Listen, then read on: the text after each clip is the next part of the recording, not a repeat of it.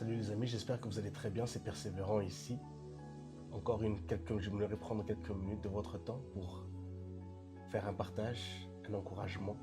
Dans le livre de Matthieu chapitre 8, le verset 18, nous voyons une foule qui se déplace, qui est à la poursuite, qui veut écouter les paroles de Jésus.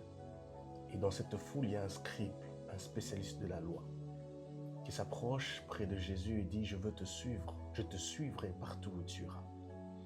Rappelons-nous que les spécialistes de la loi, les scribes, les pharisiens et les sacrificateurs étaient des personnes qui s'opposaient rudement aux enseignements de Jésus, aux actions de Jésus, aux miracles de Jésus.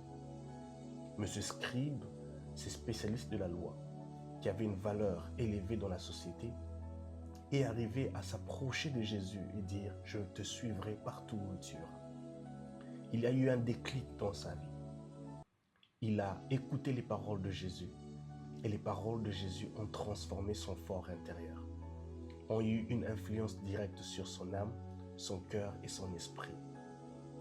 Et cela lui a poussé à prendre une décision ultime, de vouloir le suivre partout où il irait, parce qu'il voulait encore recevoir plus que ce qu'il avait déjà reçu. La question de savoir ce matin, en ce jour, la question nous est posée. Qui écoutons-nous? Qu'est-ce que nous écoutons? Ce que nous écoutons a une influence directe sur notre âme, notre esprit, notre cœur.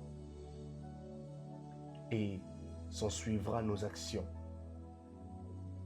Alors veillons à ce que nous entendons. Car cela influencera positivement et négativement nos actions, nos réactions. Ce scribe nous montre aussi que l'on peut bien avoir une position élevée dans la société, mais il est important pour nous de trouver notre joie, notre passion, d'écouter Jésus, de se laisser transformer par ses paroles et de le suivre, de le servir sans relâche.